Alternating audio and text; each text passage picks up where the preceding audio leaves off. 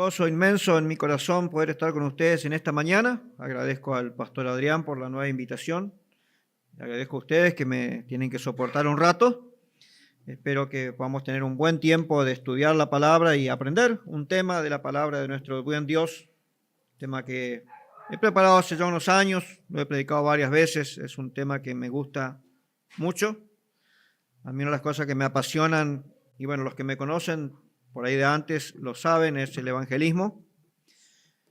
Al poquito tiempo que conocimos al Señor, siempre empezamos a invitar personas, a tratar de predicarle en ese momento lo que sabíamos, lo que podíamos, por ahí compartir nuestro testimonio, invitarlos a las reuniones, etcétera. Pero siempre me ha gustado mucho esta área de la vida cristiana, que es evangelizar y compartir el evangelio del Señor con las personas que no conocen a Cristo. Y creo que tiene que ser la motivación de todos nosotros. Así que va a estar enfocado en ese tema lo que vamos a estudiar en el libro de los Hechos, donde les pido que abran en este momento. El pastor Adrián ya me ayudó un poquito con la lectura, así que esa va a ser nuestra porción. No todo lo que es el versículo 16 al 34, pero vamos a tocar algunos versículos en particular sobre los cuales vamos a edificar nuestro argumento, nuestro tema de hoy. Mientras buscan, les cuento algo. Hoy no vino mi familia, no vino mi esposa, así que puedo hablar con libertad de esto, porque si no ella se va a enojar. Siempre me dicen, no quiero que hagas ni un comentario respecto a eso, porque le da un poco de vergüenza.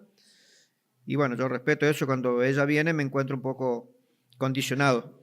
Pero el pastor hablaba recién de hermanas que agarran cosas y reciclan y hacen cosas hermosas, cosas que por ahí nosotros tiramos porque no sirven para nada. Bueno, mi esposa es así también. Ella ahora está haciendo un curso de carpintería y no sé qué, porque le gusta perfeccionarse, aunque ella tiene un talento natural, algo innato ya en las personas, que eso que agarra 4 o 5 trapos y hace una flor. Impresionante. Y a veces vamos por la calle en el auto y me dice, ¡ay, hay un mueble, mira! ¿Viste? Y yo a propósito me voy como el que no lo veo, porque ella lo ve. ¿Y qué quiere que hagamos? Pará acá, pero acá no podemos parar. Bueno, paremos más adelante, damos la vuelta. Y tenemos que bajar a ver ese mueble. Y yo le digo, no, es un mueble viejo. Sí, algunas maderas me sirven. Y ahí en el barrio hay gente que te conoce y pasan con los autos y te tocan bocina, ¿viste? Y después pasan y me dicen, Jorge, se quedó sin trabajo. ¿Por qué? Le digo, porque está juntando cartones, me está juntando madera. Y bueno, mi esposa es así, donde hay un mueble. El otro día era como las 6 de la mañana, veníamos de la fábrica y encontramos un mueble ahí, cargamos arriba de la eco, lo tuvimos que atar. Y bueno, para que ella tenga sus maderas para hacer sus manualidades, porque no quiere que gaste dinero. Así que bueno, las mujeres son así, tienen ese talento de agarrar cosas que parece que ya no sirven y después hacer cosas hermosas. Así que bueno, me vino solamente cuando el pastor estaba haciendo ese comentario. Bueno, pero vamos a trabajar en lo que tenemos que trabajar, estudiar la palabra de Dios en esta mañana. Así que vamos a ir a Dios en oración primero para que nos guíe. Después leemos los versículos y después vamos desarrollando el tema, ¿sí? Oramos. Padre, te damos gracias por esta oportunidad que nos das en este día de poder estar aquí en esta tu casa.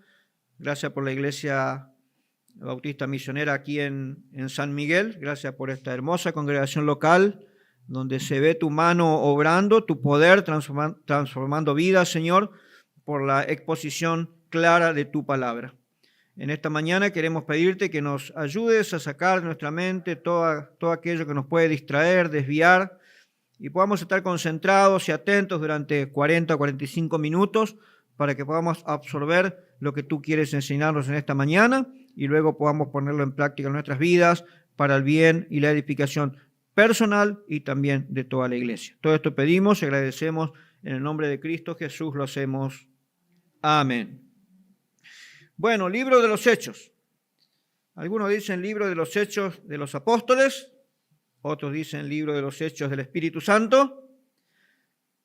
Yo podría poner libro de los Hechos del Espíritu Santo a través de la vida de los apóstoles y la iglesia, si quieres tomar los dos y ponerlo, porque los dos son verdad. A veces arman esos debates, ¿viste? Por cosas así para mí son como sencillas. Entonces, bueno, vamos a dejar todo conforme y vamos a poner todo en el mismo. Pero ahí vamos a estar estudiando en esta mañana, versículo 16 al 18 y después el versículo 34. Vamos a leer nuevamente y vamos a meternos ya en el tema. Dice así: Mientras Pablo los esperaba en Atenas, su espíritu se enardecía viendo la ciudad entregada a la idolatría. Así que discutía en la sinagoga con los judíos y piadosos, y en la plaza cada día con los que concurrían. Y algunos filósofos de los epicúreos y de los estoicos disputaban con él. Y unos decían: ¿qué querrá decir este palabrero? Y otros: parece que es predicador de nuevos dioses, porque les predicaba el evangelio de Jesús y de la resurrección. Y al final, versículo 34, luego de todo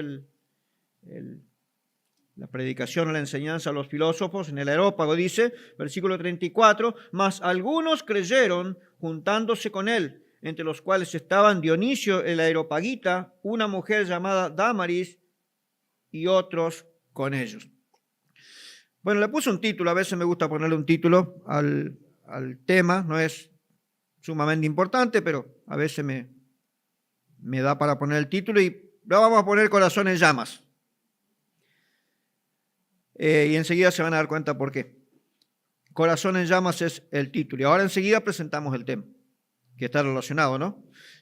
Sin duda alguna, al estudiar el Nuevo Testamento, principalmente las epístolas, una de las características de la personalidad del apóstol Pablo desde su experiencia con Cristo camino a Damasco, eso es su conversión, hasta que fue llevado a la presencia del Señor, fue su pasión, su fervor, podríamos decir su desesperación, su angustia por los que no conocían a Cristo. En otras palabras, por los inconversos entre los cuales él vivía en ese tiempo. Y él tenía un corazón que ardía por eso, que se desesperaba, que se angustiaba por eso. De hecho, para corroborar y dejar bien claro que es así, hay por lo menos dos textos que claramente nos dan testimonio de esta realidad en la vida de Pablo. Y los dos están en la carta a los Romanos. Capítulo 9, versículos 1 al 3 dice, Romanos 9, 1 al 3, si querés tomar nota, después lo lees de vuelta, dice, y si no, acompáñame ahora si vas rápido. Verdad digo en Cristo, no miento, y mi conciencia me da testimonio en el Espíritu Santo que tengo gran tristeza y continuo dolor en mi corazón. Repito esa parte, que tengo gran tristeza y continuo dolor en mi corazón, porque deseara yo mismo ser anatema separado de Cristo por amor a mis hermanos, los que son mis parientes según la carne. ¿Ves lo que te decía antes? La desesperación, el dolor, la tristeza que Pablo tenía en su corazón por los perdidos. De hecho, él hace algo ahí, como solemos decir, es una utopía lo que pone al final, ¿no?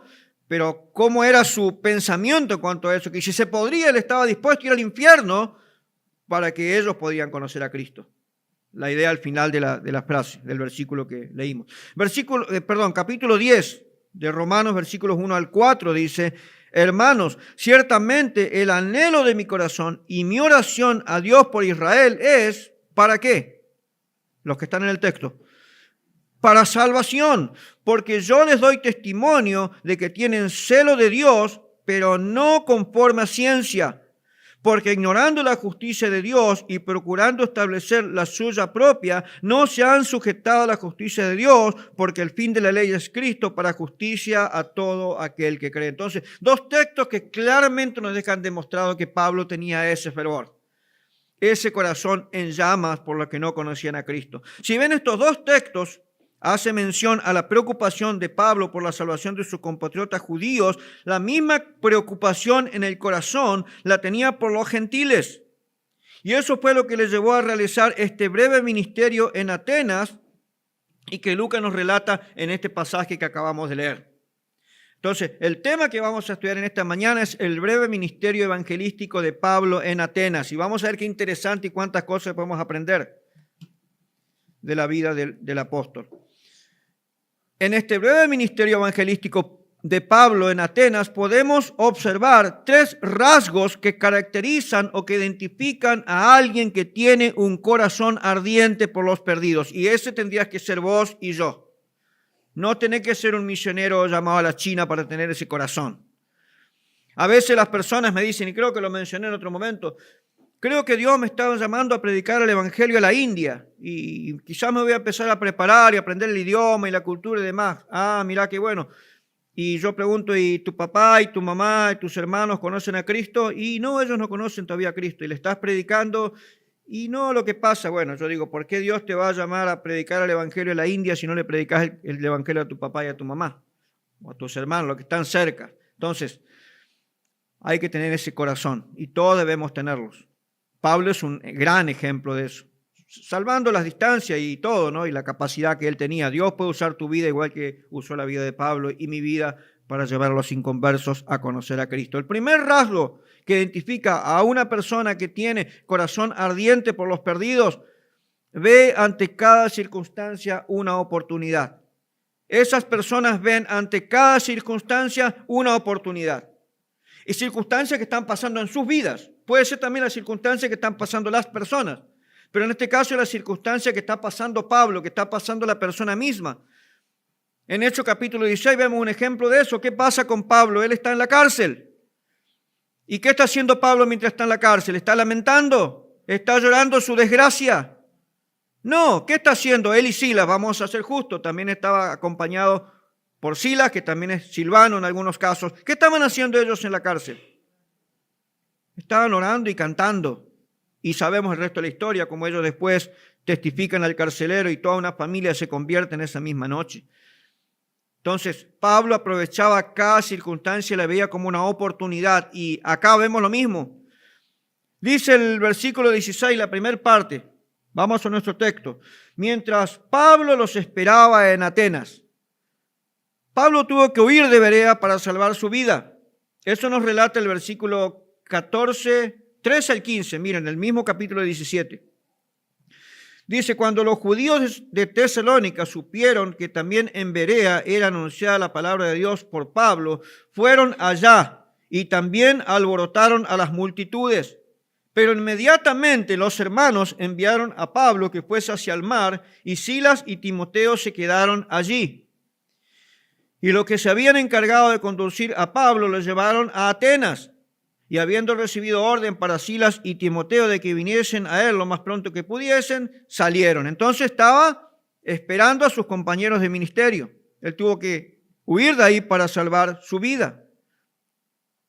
Yo tengo la convicción personal de que probablemente esto no fue planificado por Pablo. Pero circunstancialmente Dios pone esta oportunidad.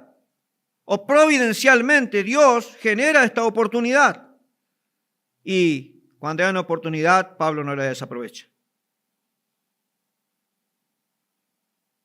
Y vamos a ver lo que hizo seguidamente. ¿Qué estaba pasando con él mientras esperaba en Atenas? Fíjese el versículo 16, dice, su espíritu se enardecía viendo la ciudad entregada a la idolatría. Entonces de ahí la idea de corazón en llamas. Su espíritu se enardecía porque veía la ciudad. La idea de la palabra ahí, enardecía, es exasperaba, irritaba. En otras palabras, podríamos decir que Pablo se conmovía profundamente por lo que estaba observando. Y lo que estaba observando era gente entregada a la idolatría. Vaya que los griegos tenían una galería bastante grande de dioses, ¿no? Después lo podemos ver acá en el texto, creo que este texto es bien conocido, que estaban todos ahí, por las dudas, si se olvidaron de alguno, dejaron uno. Dejaron un santuario libre, y bueno, después por ahí les entra Pablo para predicarles el Evangelio. Eso sería un tema para otro mensaje después. Pero tenían muchos ídolos, y Pablo estaba observando eso y se desesperaba, se conmovía.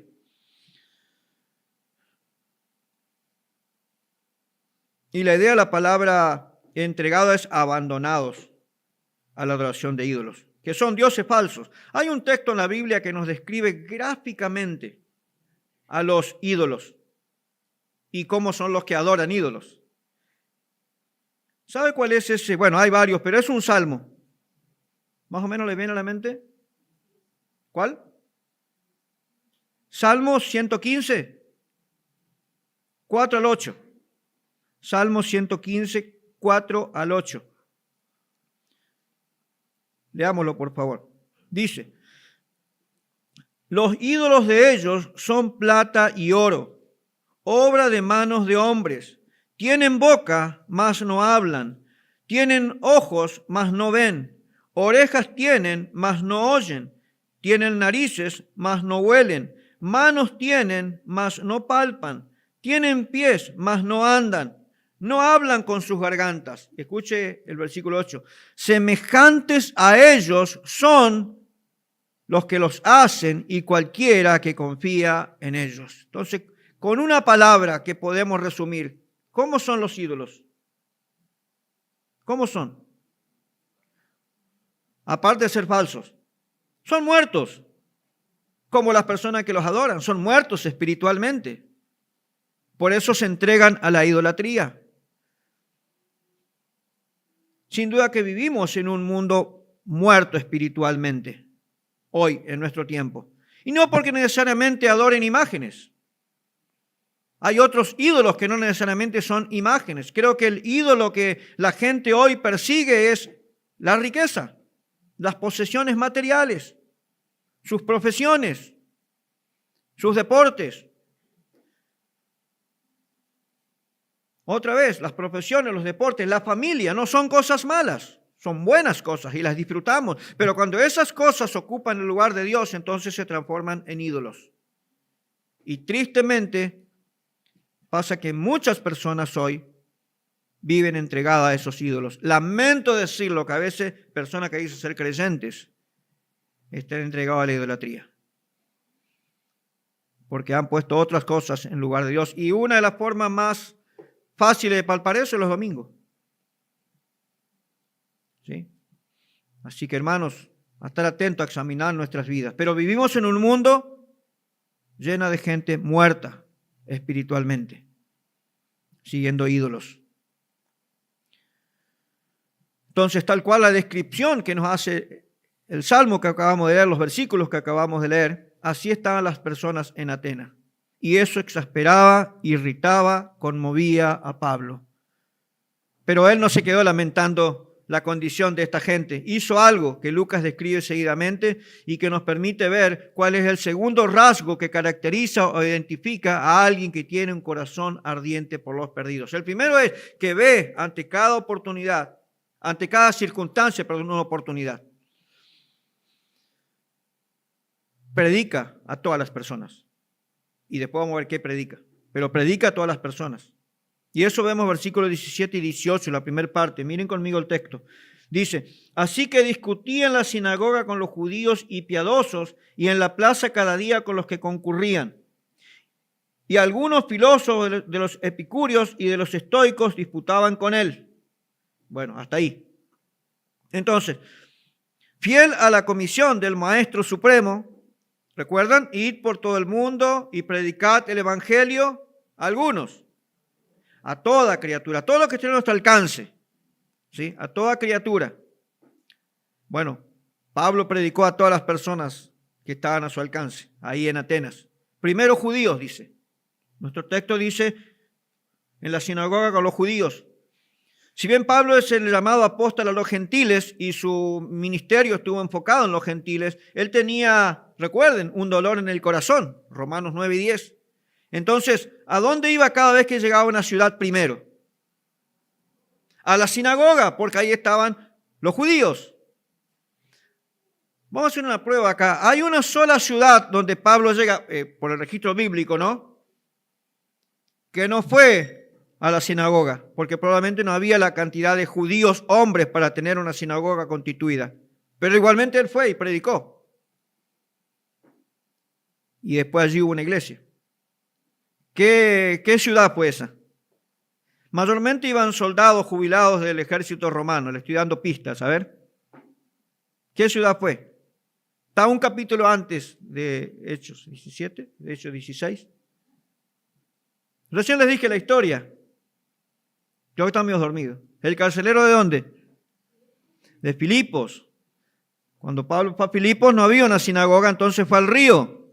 ¿Y a quién le predicó el evangelio allí? A una mujer rica que vendía púrpura y ella se llamaba Lidia. ¿Alguna Lidia por acá? Bien, entonces, fue a los judíos, sus compatriotas. Era una costumbre de Pablo llegar a cualquier lugar, ir a los judíos y anunciar que Jesús era el Mesías. Después dice los piadosos. Estuve estudiando un poquito, temerosos de Dios. Puede que sea una referencia a gentiles que se convertían al judaísmo, o como se dice, prosélitos. Gentiles que abrazaban el judaísmo como su religión. A la gente común, quizás no muy religiosa, los que concurrían a la plaza o el mercado, la agora, donde la gente iba para comprar y vender mercancías y realizar todo tipo de transacciones comerciales. Y luego los filósofos. Eso está en el versículo 18 al comienzo. Los intelectuales, los de mente brillantes y los que todos querían escuchar y que probablemente había que pagar para poder escucharlos. Me aburren los filósofos. Dicen tantas cosas que no dicen nada al final. A los 5 minutos ya no los puedo escuchar más. Bien, no importa el nivel social, económico, intelectual, su religiosidad, todas las personas estaban muertas espiritualmente hablando y Pablo, sabiendo esto, les predicaba la palabra de Dios. Les predicaba el evangelio, dice allí el final del versículo 18, dice, porque les predicaba el evangelio de Jesús y de la resurrección. Pero quiero primero tomarnos unos minutitos para ver la palabra que Lucas usa acá en el versículo 17. Así que discutía. Esa palabra me llamó la atención porque no es lo que nosotros normalmente conocemos como discusión entre nosotros. Cuando se ponen a discutir un hincha de River y un hincha de Boca, ¿no? O de la política, los distintos partidos que hay. No es ese tipo de discusión que se termina todo enardeciendo y después terminan enemistados por el resto de la vida muchas veces. No. Interesante. Básicamente significa ponerse adelante y exponer un argumento completo. Ponerse adelante y exponer un argumento completo. Y ese ejemplo lo tenemos acá en el mismo capítulo 17 al comienzo, versículos 1 al 3. Mire lo que dice. Eso es como Pablo discutía. Pasando por Anfípolis y Apolonia, llegaron a Tesalónica, donde había una sinagoga de los judíos. Y Pablo, como acostumbraba, fue a ellos y por 3 días de reposo, ¿qué dice?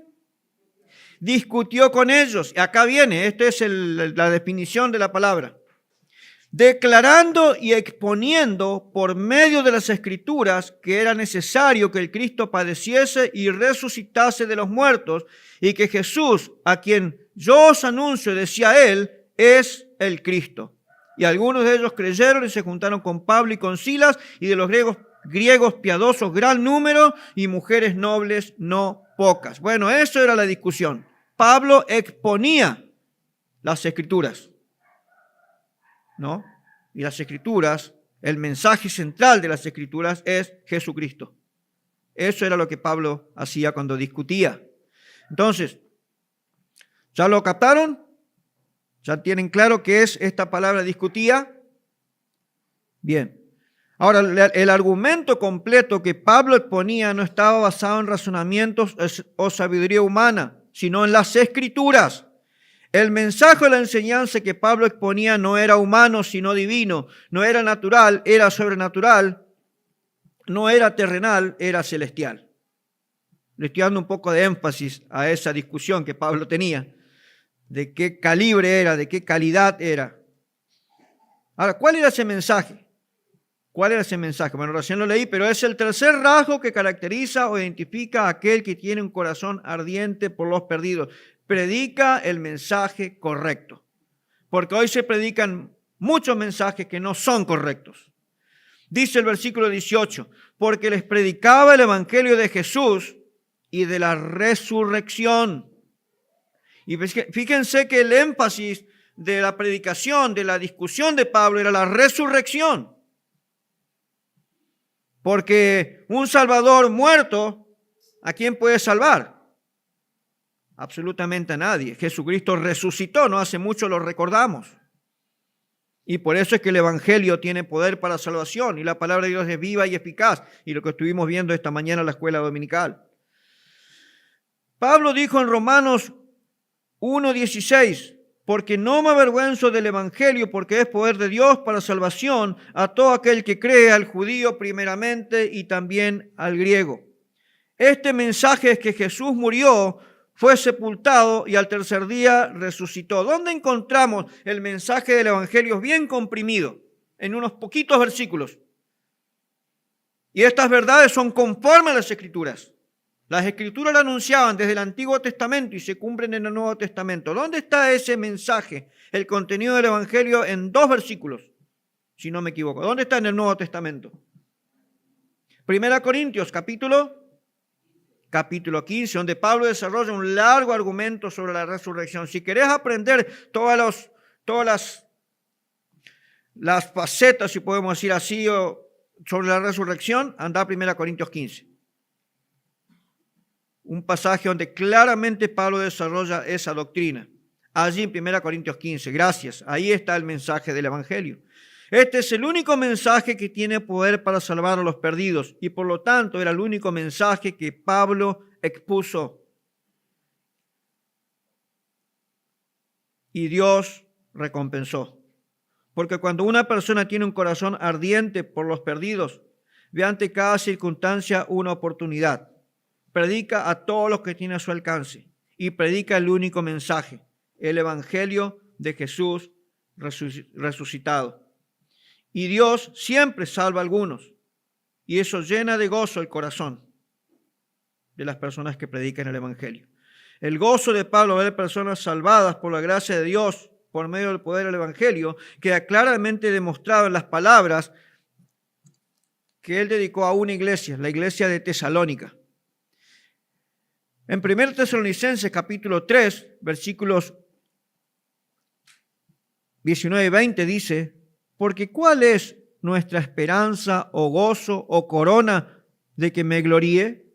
¿No lo sois vosotros delante de nuestro Señor Jesucristo en su venida? Vosotros sois vuestra gloria, nuestra gloria y gozo. Pablo está diciendo, ustedes son la garantía de mi ministerio.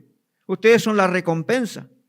Esas personas que estaban allí en Tesalónica, a las cuales él le predicó el Evangelio y que llegaron a creer en Cristo y que después formaron la iglesia de los tesalonicenses, a los cuales les fue enviada 2 cartas.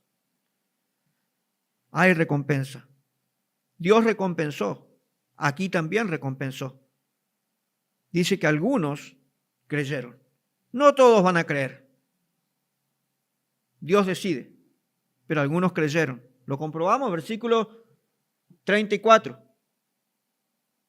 Mas algunos creyeron, juntándose con él, entre los cuales estaban Dionisio de la Areopagita, una mujer llamada Dámaris, y otros con ellos. Pablo tuvo fruto espiritual.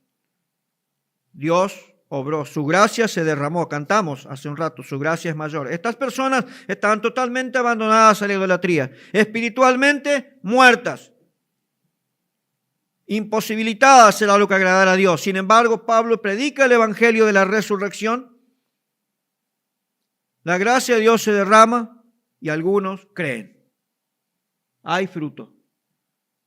Dios siempre usa su evangelio para salvar personas. Ahora, ¿cómo aplicamos esto? ¿Cómo aplicamos? Hace unos años estábamos en una reunión de pastores y estábamos analizando el crecimiento de las iglesias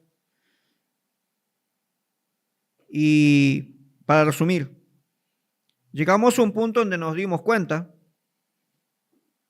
que la mayoría de nuestras iglesias estaban creciendo numéricamente hablando, pero los que nos preocupaba un poquito era que estábamos creciendo más por transferencias de miembros, o sea, miembros que vienen ya de otras iglesias, y no estaban creciendo tanto por nuestro compromiso con el Evangelio. Y entonces la pregunta que nos hacíamos, bueno, ¿qué está pasando? Y creo que el problema, si puedo decir así, estaba acá, en que conforme pasan los años, un peligro que acecha a muchos creyentes y por ende a muchas iglesias es perder el fuego, la pasión, el ardor la preocupación por los perdidos. Nos empezamos a poner cómodos. Ya tenemos la iglesia llena. De hecho, tenemos un lindo problema aquí porque han tenido que agregar más espacio atrás. Entonces, ya está, la iglesia está llena, las ofrendas vienen bien. Quizás este no es el caso, pero estoy mencionándolo. Podemos pagar bien al pastor, podemos pagar los servicios. Ya estamos cómodos. Y nos volvemos simplemente religiosos. Como decía hoy el pastor, venimos a la iglesia, cantamos los himnos, adoramos al Señor, estamos contentos y bueno, el domingo que viene nos vemos. Y nada más. Aunque él está hablando de otra cosa, está hablando del tema del compromiso con la palabra de Dios, pero vamos perdiendo esas cosas. Quizás una de las cosas que Jesús le reprochó a la iglesia de Éfeso en Apocalipsis 2, que has abandonado tu primer amor. Quizás implica también eso. ¿Sabe una cosa? Pablo nunca perdió esa pasión. Lo dije al principio, desde que él conoció a Cristo hasta que se fue a la presencia del Señor, Pablo nunca perdió ese ardor, esa preocupación, esa desesperación, ese dolor en el corazón por los que no conocían a Cristo. Y mirá que la pasaba mal, La pasaba mal. Los mismos compatriotas por los cuales él tanto oraba y tanto desesperaba, los que peor lo trataron. Siempre, lea el Nuevo Testamento, libro de los Hechos y las epístolas. Sin embargo, Pablo nunca perdió esa pasión. Creo que ahí está el punto. Debemos volver a eso. Debemos volver a recordar, 20 años atrás, 30 años atrás, cuando recién conociste a Cristo, esa pasión que tenías. Ni sabías bien cómo presentarlo, pero vos querías hablar a los perdidos de Cristo. Debemos volver a eso, hermanos. Nuestro fervor por la palabra de Dios, nuestro amor por aquellos que no conocen a Cristo. Los tenés en tu casa, probablemente. No tenés que ir a ningún lado, ahí tenés. Tu papá, tu mamá. Si viviese en una familia cristiana, gloria a Dios y gracias a Dios por eso. Una bendición. Pero no todo, la mayoría de nosotros tendremos, o nuestra familia o familiares, gente cercana, que no conocen al Señor. Ora a Dios que te vuelva a reavivar ese fuego, esa pasión por los que no conocen a Cristo. Y imites el ejemplo de Pablo. Vas a tener recompensa. Vas a tener recompensa. No te puedo decir cuántos, pero aunque sea uno, aunque sea tu mamá o tu papá, esos serán tus recompensas. Vemos vez tras vez que Pablo predica y algunos, no todos, quizás no muchos, en algunos casos muchos, en otros algunos, pero algunos creyeron. Y fíjese que acá en el capítulo 17 tenemos varios versículos. Dice el versículo 4, y algunos de ellos creyeron y se juntaron con Pablo y con Silas. Versículo 12 dice, así que creyeron muchos de ellos. Ve, había algunas más. Y mujeres griegas de distinción y no pocos hombres. Y al final, que ya leímos, más algunos creyeron. Pero ¿sabe qué? Dios siempre derramará de su gracia y el poder de su evangelio siempre salvará a algunos. Pero Él quiere usar tu vida y quiere usar mi vida. La vida de cada uno de nosotros. Sin duda alguna, no solamente del pastor, no solamente de los que tienen más años en el Señor. A veces tenemos esa idea equivocada de decir, bueno, el pastor, él tiene que predicar el evangelio, porque para eso le pagamos. Bueno, no sé si le pagan acá al pastor, pero... O el hermano fulano, que él tiene tantos años. Eso es equivocado, es un pensamiento totalmente equivocado. Si estás pensando así, te animo a erradicar eso de tu pensamiento y de tu corazón. Todos debemos predicar el evangelio. ¿Ustedes recuerdan cuando lees los primeros capítulos del libro de los Hechos? Creo que es capítulo 8, que dice que viene la persecución y por alguna razón que no sé cuál es, Dios la tendrá seguramente, la tenía, por eso no esparció a los apóstoles. Sin embargo, cuando llegas al versículo 4 del capítulo 8, dice que los que habían sido esparcidos iban predicando el evangelio por todos lados. Entonces, si los apóstoles, que eran los líderes espirituales, se quedaron en Jerusalén, después salieron algunos murieron ahí, ¿quiénes fueron los que predicaron el evangelio? Y la iglesia recién está naciendo. Los convertidos, los laicos, podríamos decir. Entonces, ya con eso solo, tu argumento, tu pensamiento de no voy a predicar porque no tengo esa responsabilidad, ya está hecho pedazos. Todos debemos predicar el evangelio. Tu testimonio de salvación sirve. Estudiar la palabra de Dios. Ves que acá estudiábamos la palabra discutía, exponer un argumento completo. Dice, bueno, para eso tenés que tomar tu compromiso con la palabra de Dios. El pastor está enfatizando en eso y están estudiando de eso en la escuela dominical. Ponete a leer la Biblia, fíjate los ejemplos de Cristo, cómo Él presentaba el Evangelio, los ejemplos de Pablo, cómo Él presentaba el Evangelio. Y aprende de eso y usalo cuando tengas oportunidades. Todo el tiempo tenemos oportunidades, hermano. Todo el tiempo tenemos oportunidades. Tema que a veces no nos damos cuenta, parece. O tenemos esas oportunidades y en lugar de hablar del Señor, hablamos de cualquier otra cosa. Que no está mal hablar de otras cosas, pero por ahí puedes usar eso como una plataforma para hablar del Señor. Yo tenía un amigo, cuando recién conocí al Señor, Pastor Víctor Hugo Rodríguez, algunos lo deben conocer. Víctor para el evangelismo era una cosa de locos, ¿viste? A mí me impactaba, yo aprendí un montón de él. Era chiquitito así, bajito, era más bajito que yo. Y veníamos a Villa de Mayo y teníamos un plan para hacer el evangelismo, a veces éramos los dos nada más. Entonces los días martes compartíamos volante en las casas, dejábamos los volantes en las casas, en el buzón, si había alguien afuera le entregábamos la mano. Y después el jueves pasábamos de vuelta, bueno, para tratar de entablar una conversación con las personas, ¿no? Y Víctor era un apasionado, ¿viste? Entonces yo le decía, bueno, pastor, vos salís por este lado, hacemos 5 cuadras, yo salgo por acá, hago 5 cuadras y en tal esquina nos encontramos. Entonces yo iba dejando los folletos, llegaba a mi esquina donde teníamos que encontrarnos y no estaba el pastor. Entonces me volví a buscarlos, ya se quedó en la segunda casa nomás. Ya había una señora ahí barriendo la vereda, un vecino que estaba sacando la camioneta para ir a trabajar y se ve que le encontró conversación y ya estaba testificando. Y de repente íbamos así, veía a los muchachos que están fumando, tomando, bueno, drogas. Y él decía, vamos a hablarle a ellos. Ellos necesitan de Cristo. Esas personas que vos decías a veces, esto no vale la pena, ¿viste? Están re perdidos, déjalos ahí. ¿O no pensás así a veces? O sea, seamos sinceros, a veces hacemos esa discriminación. Ellos también necesitan de Cristo. Y ahí íbamos. Yo aprendía mucho de él. Él no perdía nunca ese fuego. Y no era el apóstol Pablo, era mi pastor, ¿no? Pero debemos volver a eso, hermanos, volver a las bases.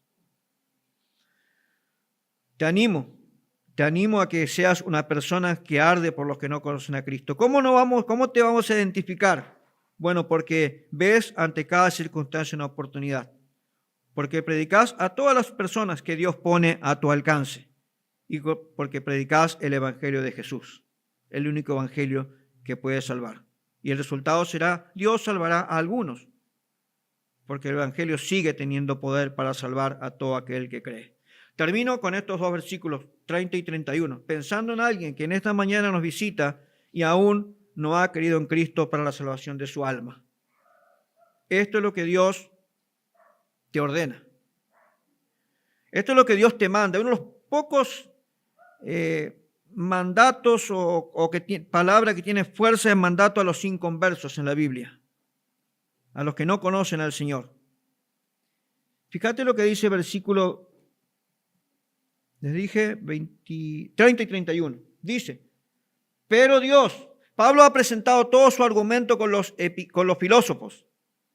Y dice, pero Dios, habiendo pasado por alto los tiempos de esta ignorancia, escuche bien esto, ahora no dice sugiere, no dice da un punto de vista, no dice da un consejo, ahora manda. ¿A cuántos hombres?